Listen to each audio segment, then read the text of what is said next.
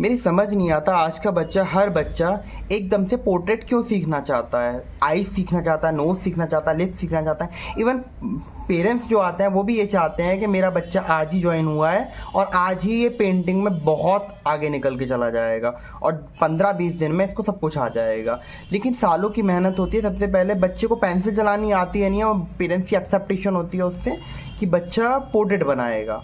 तो मैं उन लोगों के लिए बता दूं जो स्टार्टअप कर रहे हैं अपने लिए, तो उन लोगों को मैं, मेरी तरफ से सिर्फ ये सलाह है कि आप सभी स्टार्टिंग में बेसिक स्ट्रक्चर्स पर ध्यान दीजिए, बेसिक ड्राइंग्स पर ध्यान दीजिए, जो कि स्टार्टिंग के लिए आप लोगों के लिए बेस्ट रहेगा मेरे हिसाब से। बाकी आपकी ओपिनियन है, आप जो भी चाहें वो कर सकते हैं, लेकिन मेरी अगर सलाह आप लेंगे तो पहले आप बेसिक स्ट्रक्चर पर काम करिए। बेसिक स्ट्रक्चर कैसा रहेगा वो मैं आप सभी के सामने दिखाता हूँ। देखिए, सबसे पहले आपको स्टार्टिंग में करना क्या है, आपको नॉर्मली एक वर्क को कंप्लीट करना है। जैसे कोई भी, जैसे नंबर 1 अगर हम बात करें तो सिंपल वर्क में सबसे ज़्यादा मुझे इजी लगता है ग्लास। तो आप ग्लास की ड्राइंग कर सकते हैं। आप देख सकते हैं किस तरीके से करके मैं करता हूँ।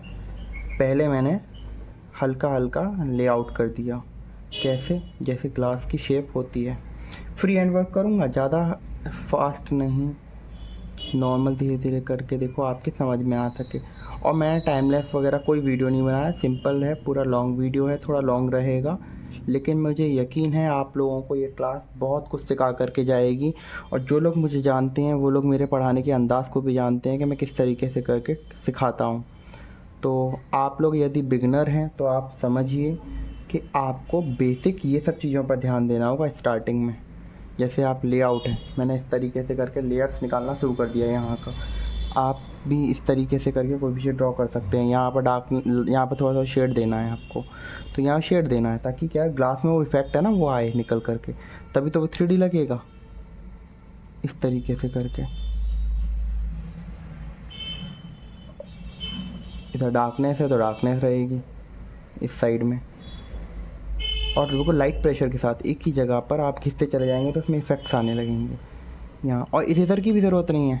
यदि आप पेंसिल के फ्लो को ही पहले ही आप इस तरीके से, ये बाउंड्री है, बाउंड्री को आपको साइड से मिक्स करना ही पड़ेगा हर हालत में, जिससे क्या होगा, आपकी शेड्स मिक्स हो जाएंगे। अब बात करें अगर नीचे वाले पोर्शन की, तो नीचे की तरफ आपको इस तरीके से करके अगर आप डार्क कर देंगे थोड़ा सा, तो ये ग्लास इसमें से निकल कर के बाहर आ जाएगा। और फिर इसको मिक्स भी कर सकते हैं आप लेयर को।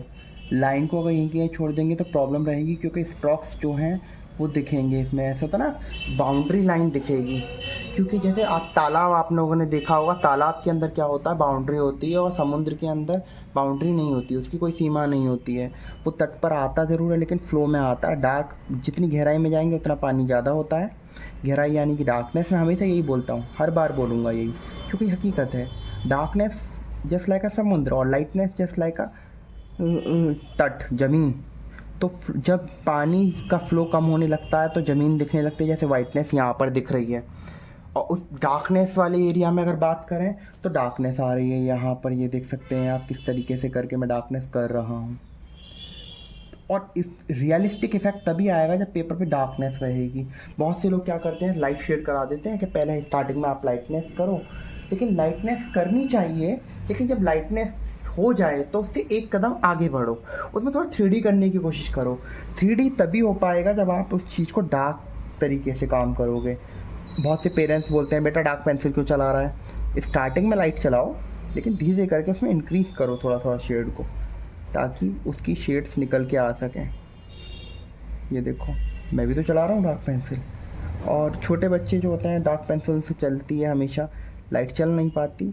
तो बच्चा आप लोग बेफिक्र रहें, आपको जैसे चलाना आ रहा है वैसे चलाएं। बहुत से टीचर्स ये कहते हैं अरे पेंसिल को ऐसे नहीं, ऐसे पकड़ना चाहिए, ऐसे पकड़ना चाहिए। मेरी तरफ से तो ये रहता है, मेरे को ये लगता है कि पेंसिल को जैसा मन में आ रहा है वैसा पकड़ो, अपने कंफर्ट के हिसाब से बस चलाना आना चाहिए चीज़ों को। हर किसी का एक अपना, देखो अपने तरीके से, हर व्यक्ति की अपना एक अलग टोन होता है, अलग अंदाज़ होता है वर्क को करने का। हर तरीके से उसको समझाया जा सकता है, लेकिन पहले उसको समझना होगा।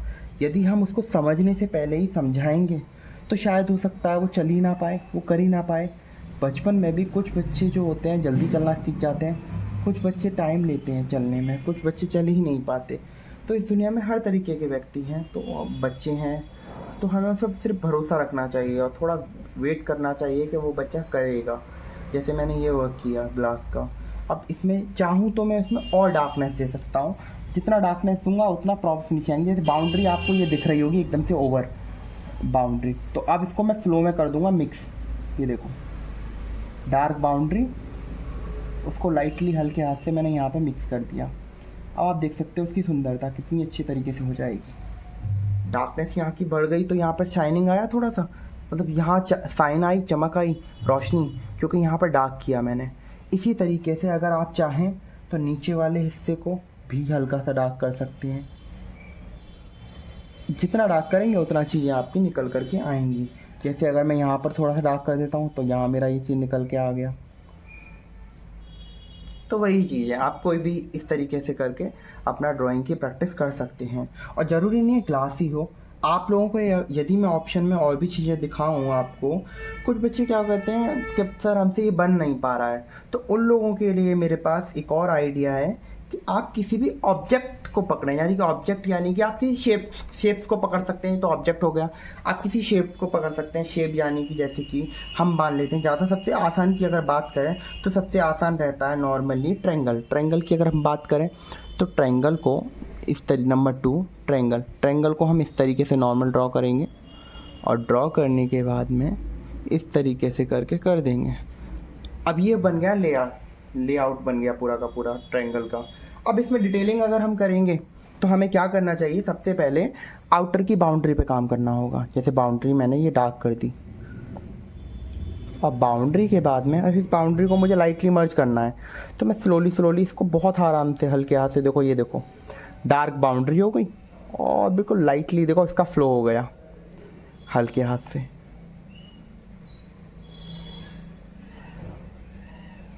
ये देखो, अब आप कहेंगे सर के ये वाली जगह मिक्स क्यों नहीं हो रही है यहाँ पर, क्योंकि अभी मैंने मिक्स किया ही नहीं है। यहाँ पर मैं अब हल्का हल्का देखो मिक्स कर देता हूँ, देखो ये हो गया। अब बात आती है सेंटर की। अब सेंटर में मुझे हल्का सा शेड यहाँ पर भी करना होगा, क्योंकि तभी ये उभर करके आएगा, वरना 3D में नहीं आ पाएगा। अब मैंने हल्का सा यहाँ पर डार्कनेस, और देखो मैं ऐसे कर रहा हूँ जैसे बचपन में करते हैं ना, चिड़िया और मैना उड़ तोता उड़, तो इस तरीके से करेंगे हल्का हल्का, इस तरीके से करके इसको उठा कर पेंसिल को ऐसे चला रहा हूँ ताकि ये चढ़ सके इस जगह शेड और बिल्कुल 3D में हो सके। आप ये देख सकते हैं थोड़ा थोड़ा शेड मेरा आने लगा यहाँ पर। लेकिन अब ये 3D में कैसे आएगा, उसके लिए हमें क्या करना पड़ेगा, सबसे पहले तो नीचे जो सर ये सीधी लाइन है इसको मैं थोड़ा सा कर्व कर दूंगा ताकि उभार नज़र आए।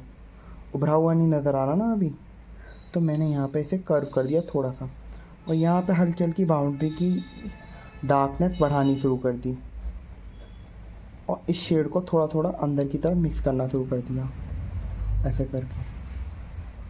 अब ये आप देख सकते हैं 3D में आने लगा धीरे धीरे करके। और यहाँ की डार्कनेस मुझे बढ़ानी होगी थोड़ी सी, क्योंकि यहाँ पर अगर डार्कनेस होगी तभी वो पीछे दोनों तरफ लाइटिंग थोड़ा बहुत आ पाएगी। ये देखो ये इस तरीके से आप ये देख सकते हैं इतना डार्क हो रहा है, एकदम से डार्क पर डार्क होता चला जा रहा है बहुत ज़्यादा, और ये इस तरीके से करके डार्क हो जाएगा बिल्कुल लाइटली। इधर लाइट इधर डार्क फ्लो आ रहा है बहुत अच्छी तरीके से। अब बात आती है यहाँ के डार्कनेस की, तो यहाँ पर डार्कनेस हल्का सा कर लिया, इसे मैंने कर लिया। अब ये आगे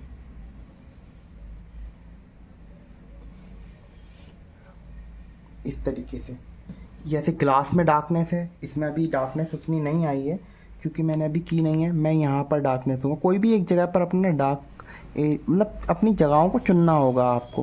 अब आप कहेंगे कैसे करना है क्या करना है, आप मेरे वर्क को फॉलो करो, स्टेप बाय स्टेप बनाइए और मुझे दिखाइए, और जो लोग भी बना लें अपना कंप्लीट कर लें, मुझे इंस्टाग्राम पर इसको सेंड कर दीजिएगा अपने वर्क को, पारस मनी आर्ट के नाम से। देखिए मैंने स्क्रीन पर भी आपको दिखा रहा हूँ, इस नाम से आप मुझे सर्च करके मुझे सेंड कर सकते हैं। अगर कमी होगी तो बताऊँगा, अगर अच्छा होगा तो भी बताऊँगा। अच्छा होगा तो आपकी पोस्ट मैं खुद अपलोड करूँगा अपनी पोस्ट में, फेसबुक, इंस्टा वगैरह कहीं पर भी, अपने सोशल मीडिया अकाउंट्स पर, अगर आपका वर्क अच्छा है। तो इस तरीके से करके मैं, ये देखिए मैंने डार्कनेस धीरे करके करना स्टार्ट कर दिया। अब आप देखिए कितना अच्छे तरीके से बन करके आ रहा है। यहाँ की भी डार्कनेस हो गई। अब बात आती है इस जगह की कि यहाँ पर अभी और डार्कनेस हम कर सकते हैं चाहें तो, लेकिन अब नहीं। अब आगे चलते हैं। ये हो गया नंबर 2। नंबर 3 की अगर बात आती है, हमारे पास में एक और ऑप्शन भी है वर्क को करने का, लेकिन अभी देखो यहाँ पर डलनेस आ रही है ना थोड़ी सी, तो यहाँ पे क्वालिटी बढ़ा सकते हैं इस तरीके से करके। मैंने तो बढ़ा दी, आप भी बढ़ा सकते हो अपनी क्वालिटी वर्क की। इस तरीके से ये चीज़ मिक्स हो जाएगी। बाउंड्री को भी नहीं दिखा, मैं ये भी नहीं दिखाना कि डार्क डार्क है हमारा, लाइट है, कैसे है। देखो प्रॉपर तरीके से ये भी शेप हो गई। और अगर इससे भी और आसान चाहते हो, आपके समझ नहीं आ रहा क्या करें कैसे करें, देखो ऐसा कुछ नहीं है कि हो नहीं पाएगा कुछ भी। रैंडम कोई भी वर्क करेंगे तो अपने आप बनेगा। जैसे कि अगर मैं आपको सैंपल के तौर पे अपने वर्क के बारे में बताऊं, मैं कुछ नहीं करूंगा। देखो मैं बस सिंपल नॉर्मली तरीके से ये कुछ लाइंस करूंगा और आप देखना किस तरीके से करके मेरा वर्क निकल करके आ जाएगा। ये किया, ये किया, बस ऐसे ही मारा शेड, इस तरीके से किया मैंने। यहाँ ये कर दिया और यहाँ हल्का सा मैं ऐसे करने लगा, मैंने यहाँ पर ये कर दिया, ये कर दिया, ऐसे सिंपल ये बन गया। और अगर बात करें यहाँ की, तो यहाँ पर मैंने ये कट मार करके इसको ऐसे निकाल दिया, यहाँ से ये कर दिया,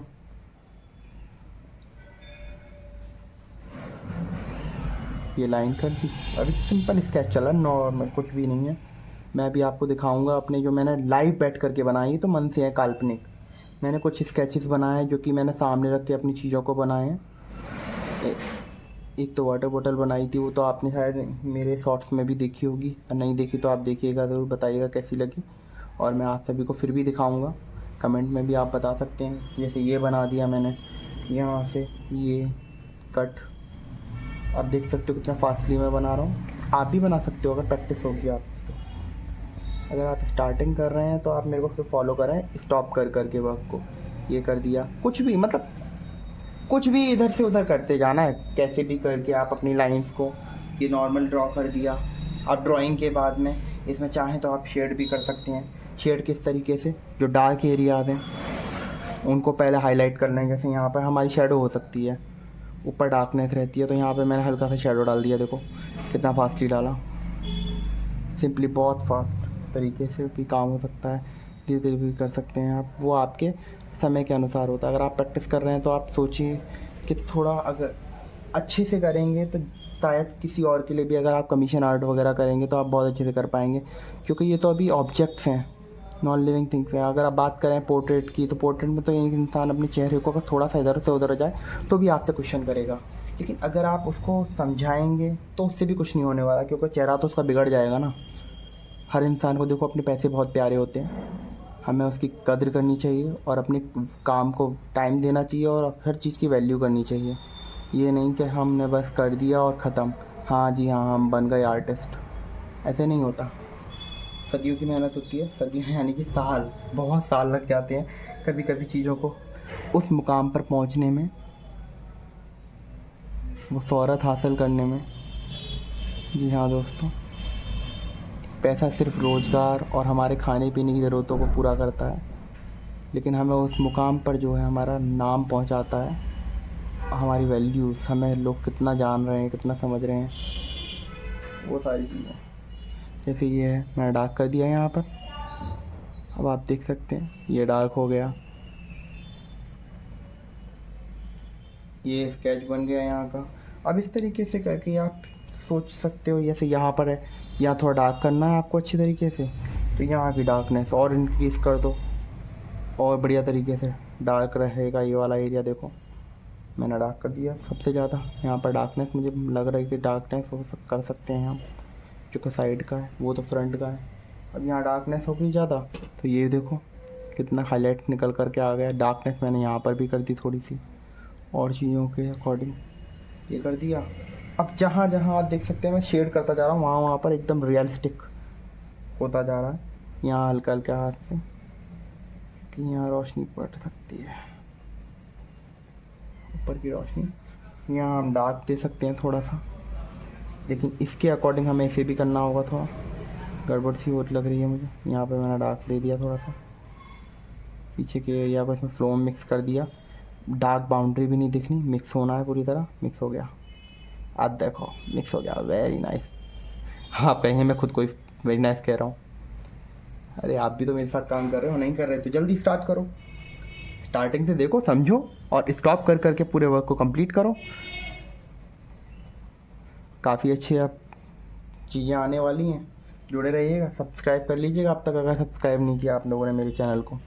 यहाँ डार्कनेस बढ़ा दी थोड़ी सी, इस तरीके से। यहाँ थोड़ा थोड़ा शेड इस तरीके से, यहाँ भी शेड आ गया। और यहाँ थोड़ा और शेड दे सकते हैं। यहाँ आगे चल के कलर वगैरह, पोर्ट्रेट वगैरह, हर चीज़ पर मैं वीडियोस लेकर आऊँगा, लेकिन बस जुड़े रहिए मेरे साथ। और पेंसिल का वर्क है अभी तो ये देखो, डार्कनेस पहले कर दी मैंने, लाइट शेड, उसके बाद मैं ओवर डार्कनेस दोबारा कर रहा हूँ। आप लोग क्या करते हो, एकदम से डार्क करने की कोशिश करते हो, लेकिन नहीं, थोड़ा ब्रेक ले करके आपको करना चाहिए। और उसके बाद में अगर बात करें यहाँ की, तो यहाँ पर भी थोड़ा थोड़ा शेड कर देते हैं कि अच्छा लगेगा, थोड़ा क्वालिटी का आएगा। ये देख लीजिए। आखिरकार आप लोग समझ गए होंगे जो मैं कहना चाह रहा हूँ आप सभी को। इस तरीके से यही नहीं, मैंने बहुत सारी चीज़ें बनाई हैं, काफ़ी कुछ बनाया है। मैं आपको आगे भी चल के दिखाऊंगा वो चीज़ें। अगर टाइम पीरियड वाली अगर वर्क की बात करें, तो मैंने आप लोगों को मैं आपको दिखाना चाहूँगा, मुझे भी अच्छा लगेगा।